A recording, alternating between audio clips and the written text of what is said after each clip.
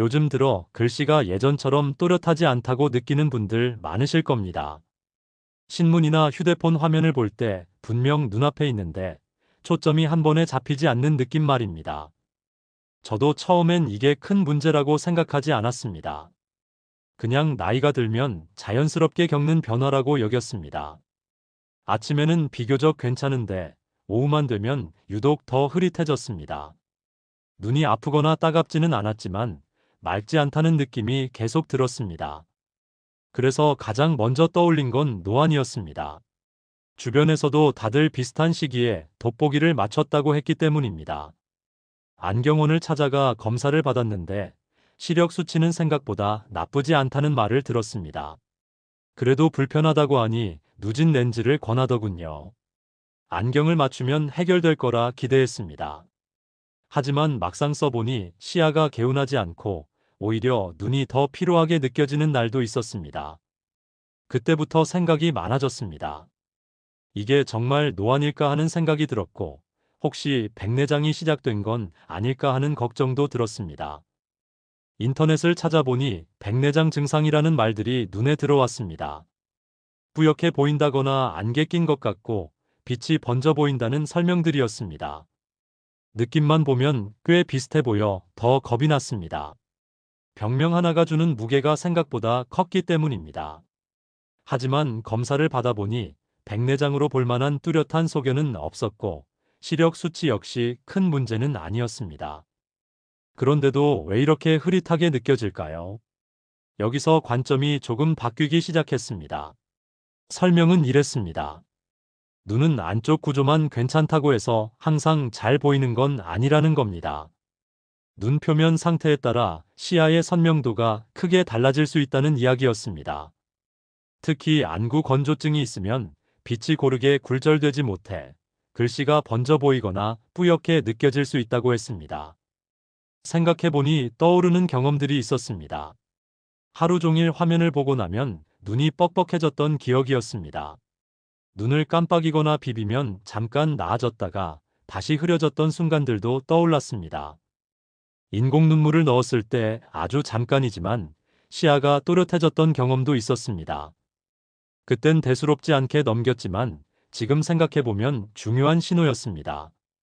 노안이나 백내장과 눈 표면이 불안정해서 생기는 흐림은 느낌이 꽤 비슷해서 헷갈리기 쉽습니다. 그래서 병명을 먼저 떠올리고 겁부터 내는 경우가 많습니다. 하지만 실제로는 병이 아니라 상태의 문제인 경우도 적지 않습니다. 이때부터 저는 방향을 조금 바꿨습니다. 눈을 고쳐야 할 대상으로 보기보다 관리해야 할 상태로 보기 시작했습니다. 제가 바꾼 건 거창한 치료가 아니었습니다. 생활에서 신경 쓰는 기준을 조금 바꾼 정도였습니다. 첫 번째는 눈이 불편해지기 전에 관리하는 습관이었습니다. 아침에 눈을 뜬 직후, 오후에 눈이 피로해지기 전, 그리고 자기 전. 예전엔 눈이 뻑뻑할 때만 인공 눈물을 썼다면, 이제는 일정한 시간에 미리 사용했습니다.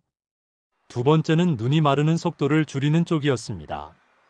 눈물이 충분해도 금방 마르면 소용이 없다는 설명이 인상 깊었습니다. 그래서 생활 속에서 건조한 환경을 조금씩 조정했고, 식습관도 함께 신경 쓰기 시작했습니다. 세 번째는 눈 주변 관리였습니다. 그동안 세수는 해도 눈꺼풀 가장자리까지 신경 써본 적은 거의 없었습니다. 그런데 이 부분이 눈물 상태와 밀접한 연관이 있다는 것을 알게 됐습니다. 그리고 이 과정에서 음식 쪽도 함께 신경 쓰기 시작했습니다. 치료라기보다는 몸 상태를 관리하는 과정의 일부라고 생각했습니다. 안구 건조증은 눈만의 문제가 아니라 몸 전체의 수분 균형이나 염증 상태와도 연결된다는 설명을 들었기 때문입니다. 그래서 저는 차를 마시는 습관을 들였습니다. 눈이 불편한 날에는 커피 대신 차를 선택했습니다. 첫 번째는 구기자차였습니다. 구기자는 예로부터 눈 건강과 가장 직접적으로 연결되어 온 재료 중 하나입니다. 한의학적으로는 간과 신장을 보하고 눈의 피로를 완화하는 방향으로 사용되어 왔습니다. 구기자에 들어있는 베타인과 폴리페놀 성분은 항산화 작용을 통해 눈 주변의 피로, 누적을 줄이는 데 도움을 줍니다. 그래서 저는 눈을 오래 쓰고 난 날이나 저녁 시간에 구기자차를 마셨습니다. 눈이 즉각적으로 선명해진다기보다는 눈의 뻐근함과 무거운 느낌이 확실히 덜해지는 쪽에 가까웠습니다. 두 번째는 결명자차였습니다. 결명자는 이름 그대로 예로부터 눈과 관련해 꾸준히 활용되어 온 재료입니다. 결명자에 함유된 안트라퀴논계 성분과 플라보노이드는 눈의 피로와 충혈 완화에 도움을 주는 것으로 알려져 있습니다. 특히 눈이 침침하고 건조할 때 자극 없이 마실 수 있다는 점이 장점이었습니다. 결명자차는 꾸준히 마셔도 부담이 적어 일상 관리용으로 적합했습니다. 저는 눈이 유독 건조하게 느껴지는 날, 낮 시간대에 결명자차를 선택했습니다. 세 번째는 보리차였습니다. 보리차는 눈에 직접 작용하는 차로 보이진 않을 수 있습니다. 하지만 안구 건조증 관리에서 수분 섭취는 가장 기본이 되는 요소입니다. 보리차는 위에 부담을 주지 않으면서 수분 섭취량을 자연스럽게 늘려주는 역할을 합니다. 몸 전체의 수분 유지 상태가 안정되면 눈의 건조함도 함께 완화되는 경우가 많습니다. 그래서 저는 하루 중 가장 자주 마시는 기본차로 보리차를 유지했습니다. 구기자차는 눈 피로와 항산화 관리에, 결명자차는 침침함과 건조 자극 완화에, 보리차는 수분 유지라는 기본 토대를 만드는 역할을 합니다. 이 차들만으로 안구 건조증이 해결된다고 말할 수는 없습니다.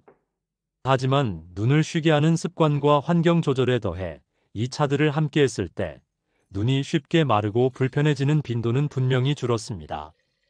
그래서 저는 이 차들을 보조요법이 아니라 눈 관리 식단의 한 축으로 활용하고 있습니다. 물론 이 영상이 진단을 대신할 수는 없습니다.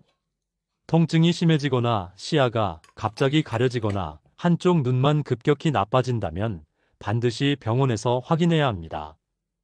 이 영상의 목적은 특정 병명을 부정하려는 것도 어떤 방법을 따라 하라고 권하려는 것도 아닙니다. 다만 눈이 침침하다고 해서 무조건 노안이나 백내장으로 단정하지 말자는 이야기입니다. 눈도 관리의 대상이라는 걸 알게 되면 불필요하게 겁먹지 않아도 되고 불편함을 조금 더 차분하게 바라볼 수 있습니다. 혹시 여러분도 비슷한 경험이 있으신가요? 아침엔 괜찮은데 오후만 되면 흐려지는 느낌이나 안경을 써도 답답한 느낌 말입니다. 댓글로 여러분의 경험도 남겨주세요. 여러분의 이야기가 누군가에게는 중요한 힌트가 될 수도 있습니다. 오늘은 여기까지입니다. 마음에 드셨다면 구독, 좋아요, 알림종까지 꼭 부탁드립니다. 효초는 다음 영상에서 찾아뵙겠습니다. 감사합니다.